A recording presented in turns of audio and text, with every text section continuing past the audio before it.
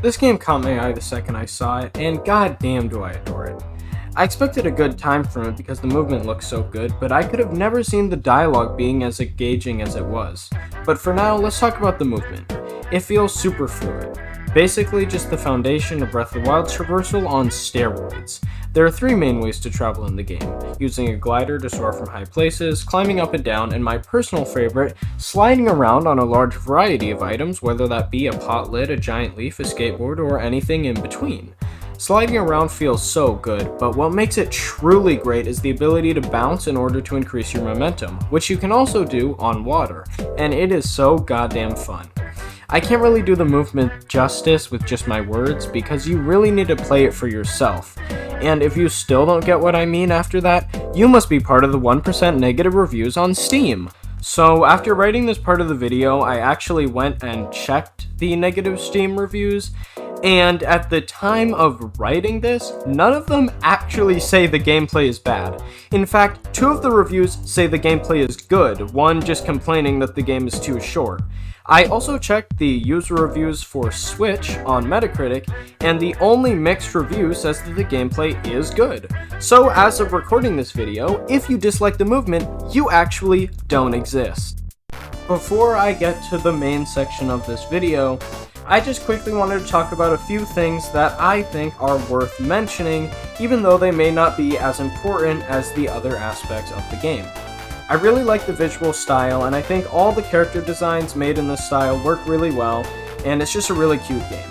And I also think the graphic style complement the character designs, and the graphic style is just good in general. I also like how there's an item that is literally just a ragdoll button because it's fun to mess around with. And the final thing that I wanted to mention was getting the final rubber band that gives infinite climbing stamina. I was surprised at that. I was just expecting a fourth stamina bar, but giving that infinite stamina, it makes you imagine the freedom that you have on the map now. And although the map may not be gigantic, it is still like a solid map to explore, and having that infinite stamina is a great way to encourage players to explore the island, even if they may have beaten the game like I had at that point. And yeah, with that out of the way, let's get to the main part of this video. And now for my favorite part of the game, the dialogue. Talking to all the characters around the island was a huge treat.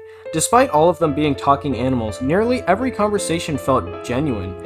It felt like two people were actually having a conversation with each other, and no matter what emotions were being presented, it still felt real.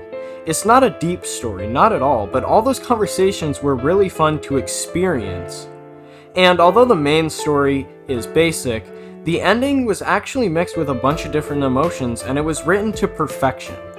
The ending hit really close to home for me, as I've coincidentally been reminiscing on my childhood before playing this game, and although I can't directly relate to the characters, I can certainly put myself in both the shoes of our main character and his older sister. Little Gator seeing his older sister grow distant after all of their adventures together is something I can see happening, and most definitely has happened to people before, as well as the older sister being caught up in her work because she's trying to lead a successful life, and the school is a major stepping stone towards that goal. And as I said earlier, although the plot itself is rather basic, there's something so genuine about the dialogue, and the ending minutes of the game are pretty touching. And that's my favorite part of the game. One smaller criticism I had of the game was the music. It wasn't necessarily bad, but it got pretty annoying really fast. After only about 20 minutes of playing, the music felt super repetitive. It's supposed to be happy and relaxing, but after that 20 minutes, it just wasn't for me.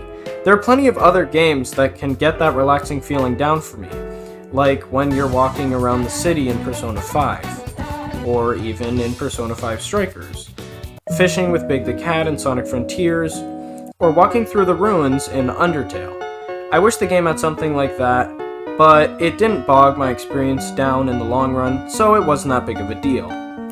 This game was released at the very end of the year, and without a doubt, I can say it was one of my favorite games this year. Unless I just have a really bad case of recency bias.